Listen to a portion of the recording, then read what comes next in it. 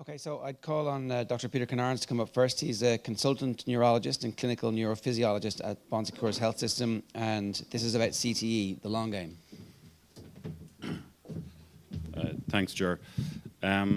So I'm just going to speak today about a fairly sobering topic, which I think should set the scene maybe for the rest of the morning's conference, in terms of why as healthcare professionals we worry about concussion and traumatic head injury. So we've actually known about chronic traumatic encephalopathy for almost a century now. It was first introduced to describe boxers, and the term punch drunk was coined by Martland in 1928 to describe boxers who had developed symptoms of dementia and motor problems in terms of their balance and so forth. That then was recoined as dementia pugilistica by Millspa in 1937, again in reference to boxers. And again, these terms give a very nice description of one can kind of imagine what the symptoms were being experienced by these former boxers.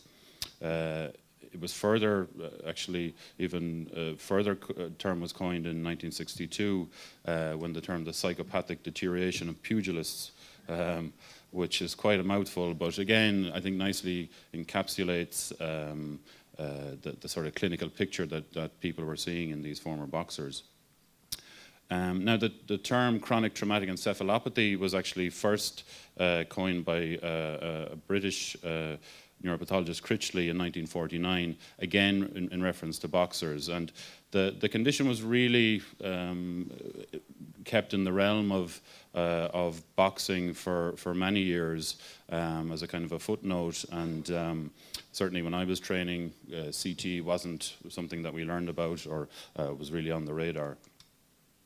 But that's changed a lot in the last 10 years or so, and one of the first cases to bring CTE into public consciousness was the case of Mike Webster, or Iron Mike as he was known. So he was a center for the Pittsburgh Steelers and the Kansas City Chiefs, and he was a 4-time Super Bowl champion, inducted into the Hall of Fame, and he began to experience pretty significant symptoms of cognitive impairment, depression, mood disorder, ended up living in his truck essentially, and he was found dead in his truck at the age of 50.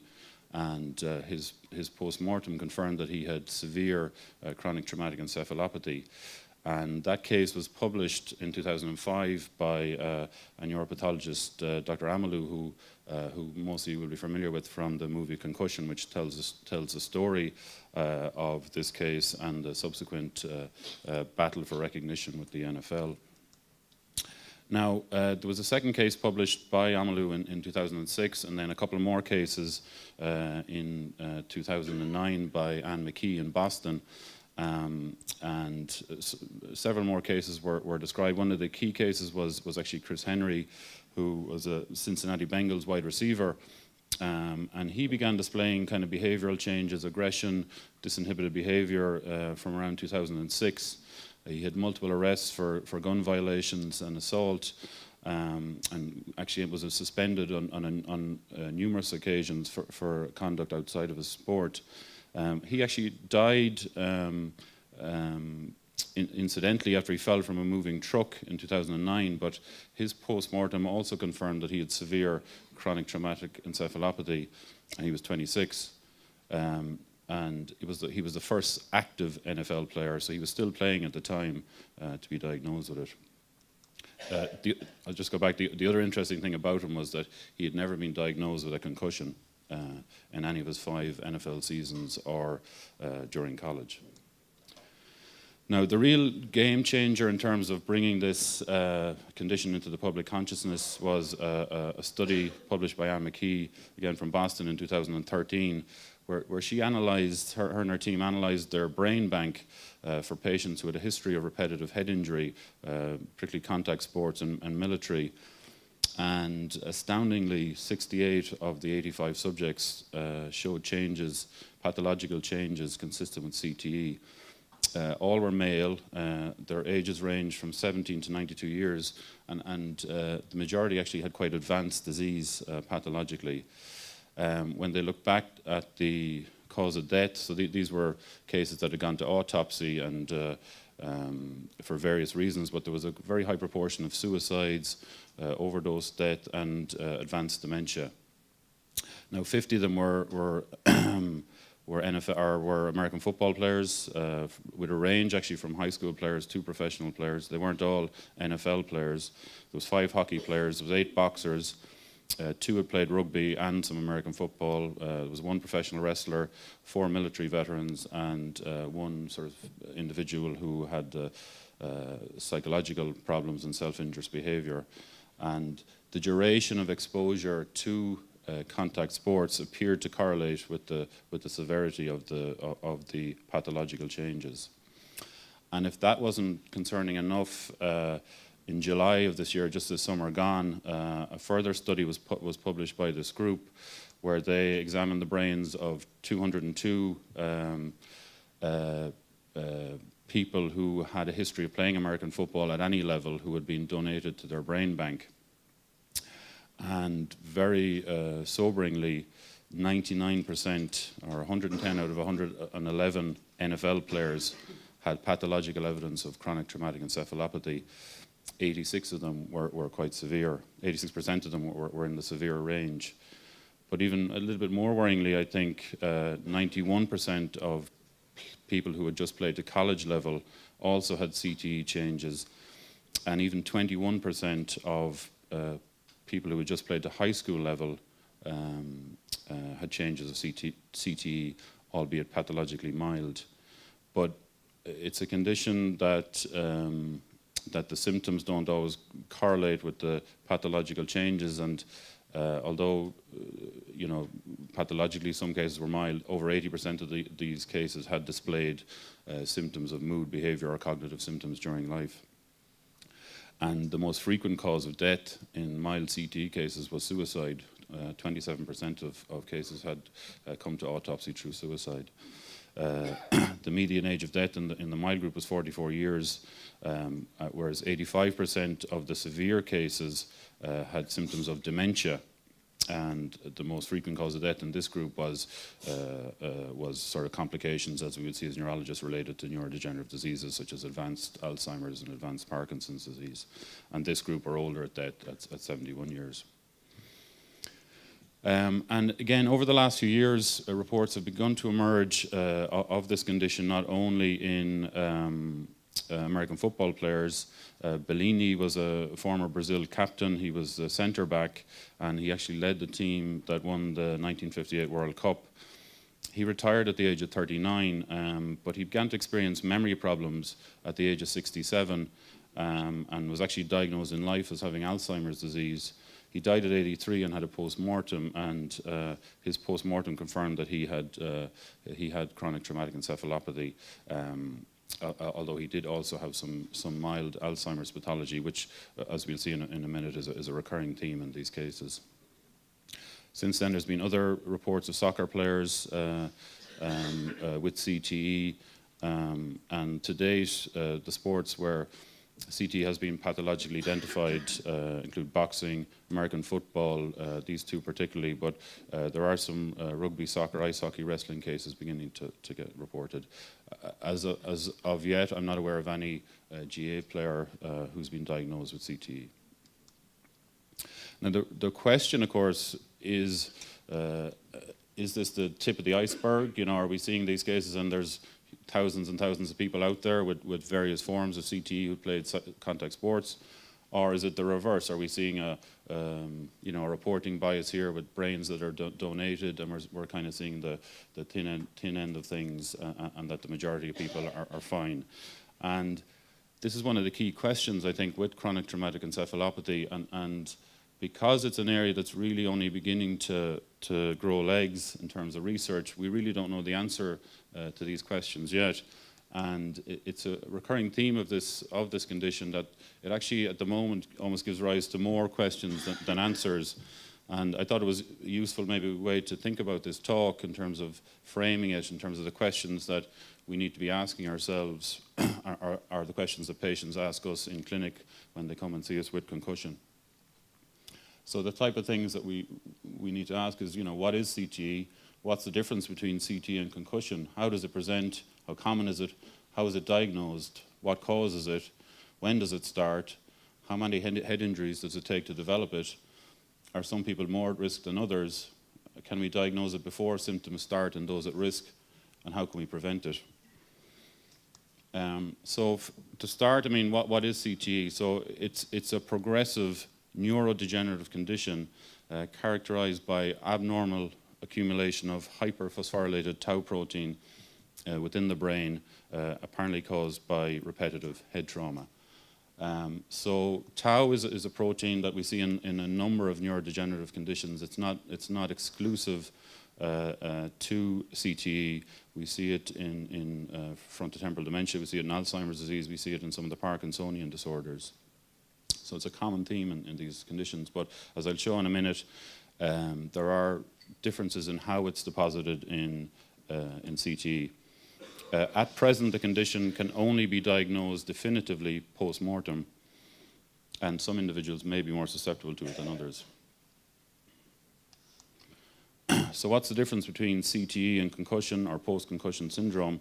We'll hear a lot about this morning, and I suppose the goalposts do change a little bit in terms of how to diagnose concussion or post-concussion syndrome, but generally concussion refers to transient brain symptoms that occur in the immediate aftermath of a mild traumatic head injury.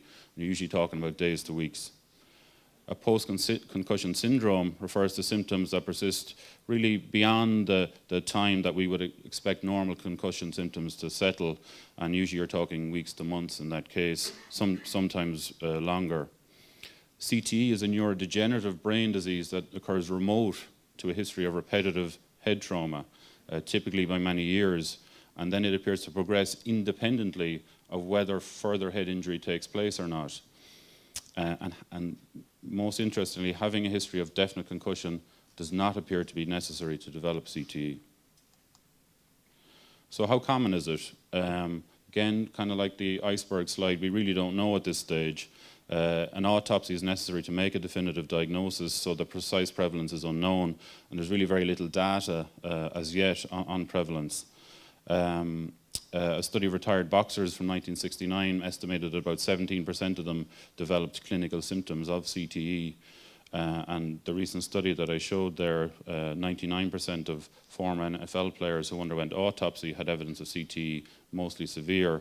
Now, obviously that was a selected group, but it was estimated that if that accounted for 10% of the NFL players who had died over that time period, as a conservative estimate, that you were talking about a prevalence of at least 10% and maybe up to 99%.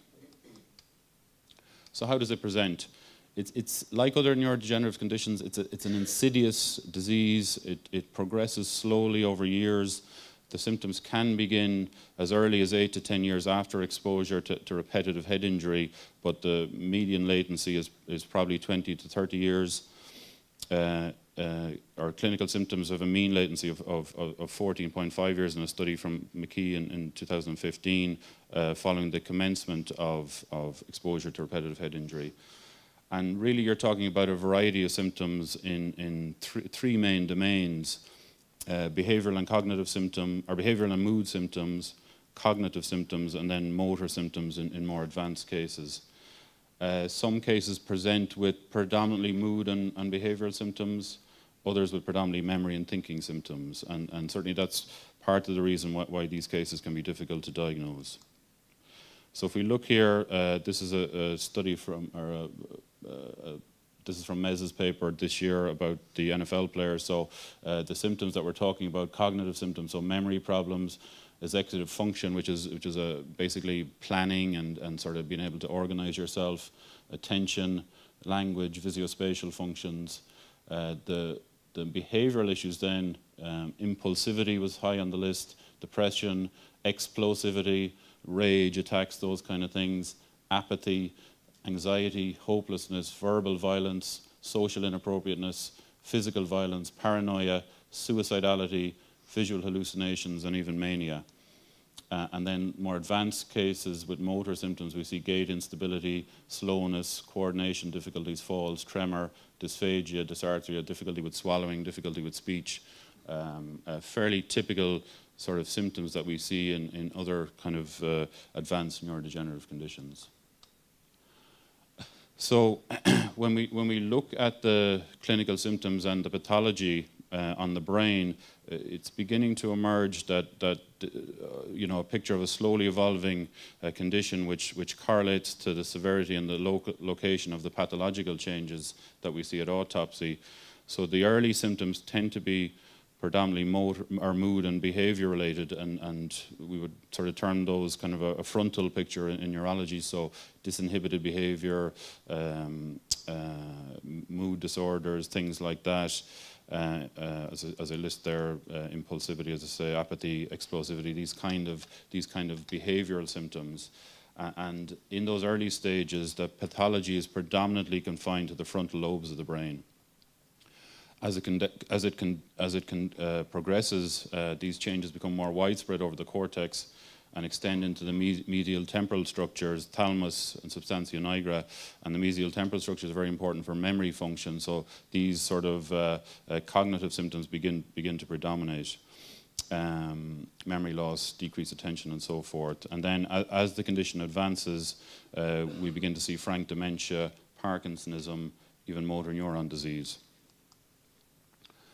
And the difficulty in seeing patients in life is that it mimics a lot of other, or can mimic a lot of other neurodegenerative disease, Alzheimer's disease, frontotemporal dementia, diffuse Lewy body disease, Parkinsonism, mood disorders, motor neuron disease, substance abuse, and so forth.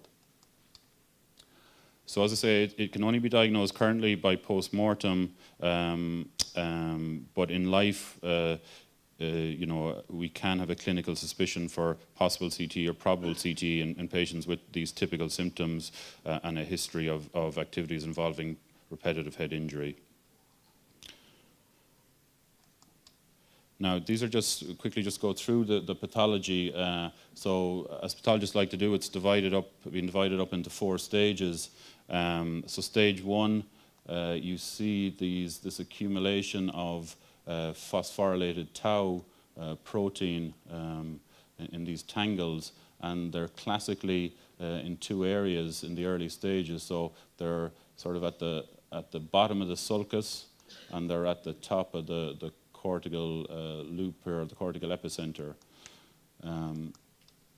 As it progresses, the pathology begins to extend out to the superficial layers of the adjacent cortex.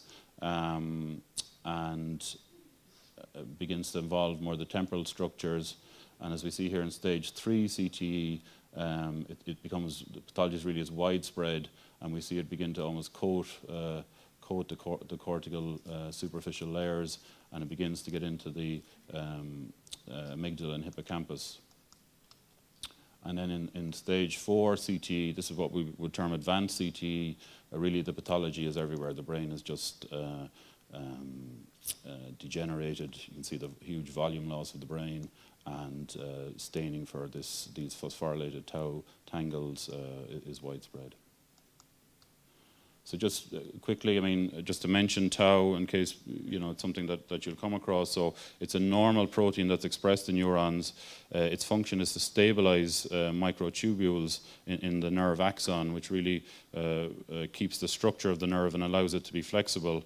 And normally about 30 to 40% of the protein is phosphorylated, but when it becomes hyperphosphorylated, it becomes insoluble in the neuron, and it forms these sticky tangles, and the microtubules then becomes unstable, and the nerves can degenerate.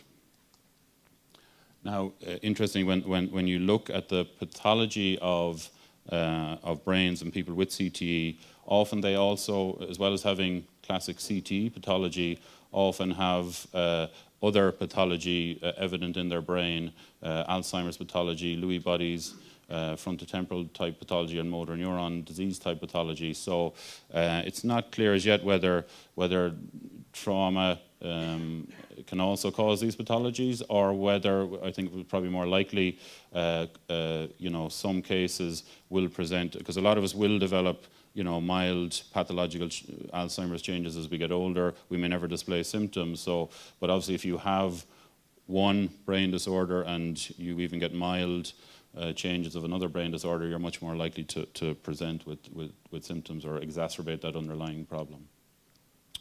So how many concussions do I need to get CTE?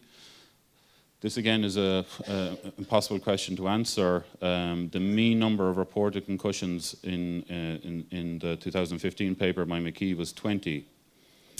But probably the most sobering fact was about 16% of cases with proven CTE had no documented history of concussion.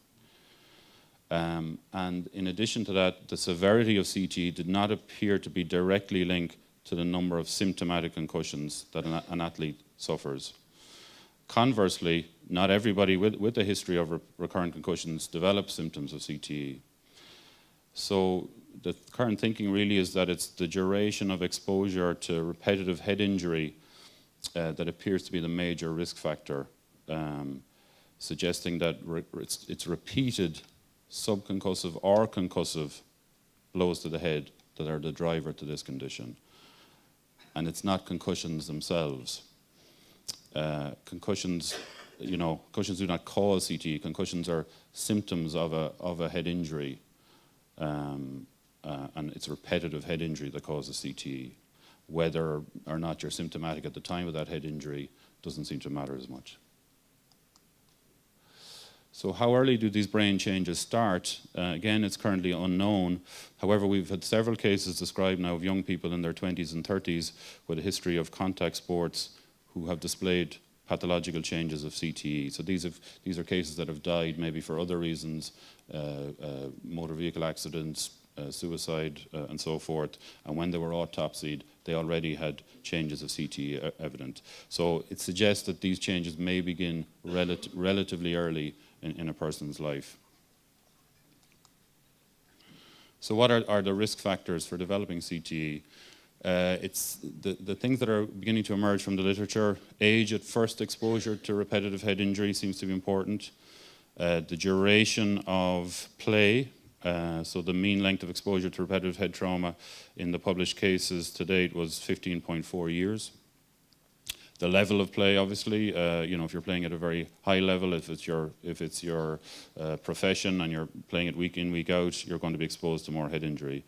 Your position, so if you're a central defender in soccer, heading the ball a lot versus a winger, you're going to be more prone to developing knocks to the head.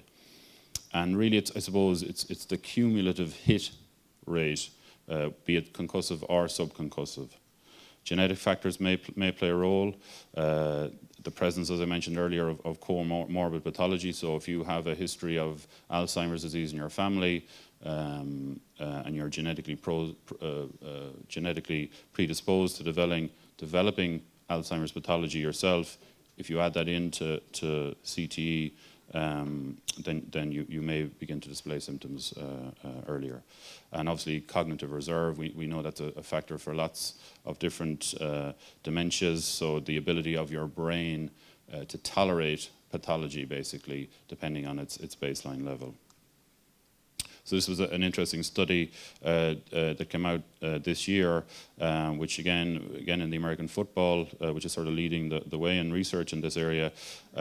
So it looked at exposure or age of exposure to American football, and then the long-term cognitive outcomes. And it looked at 214 former American football players at various levels.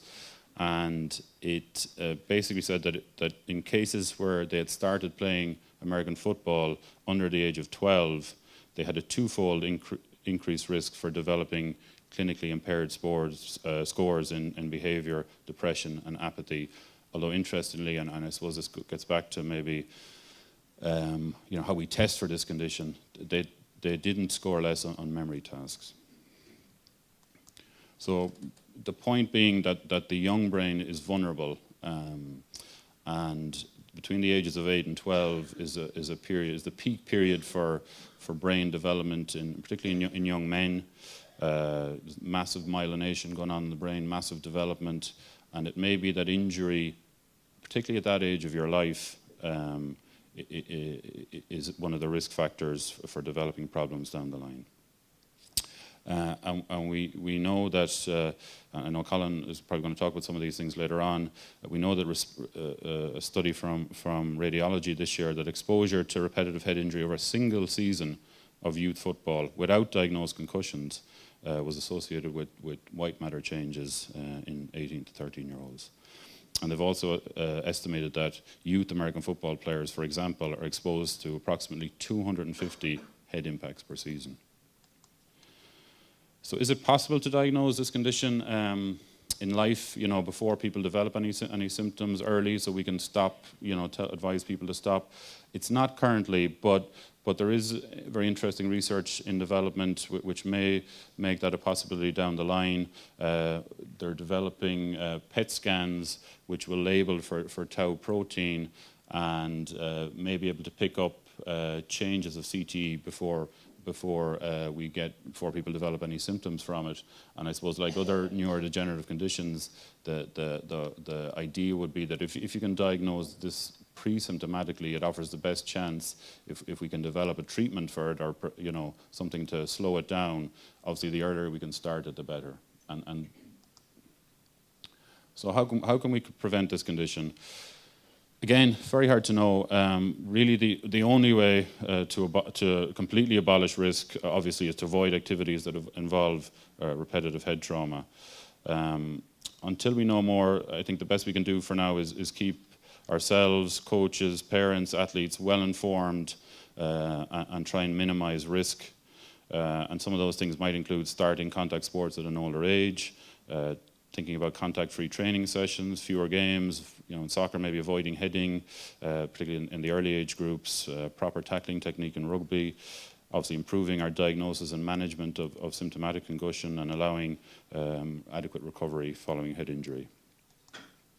So I think the key points that I'd like to make, so firstly, CTE has thus far only been described in persons with a history of repetitive head injury.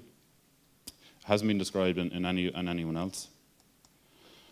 Prevalence is unknown. We don't know how common this is. We don't know how many people are out there with it.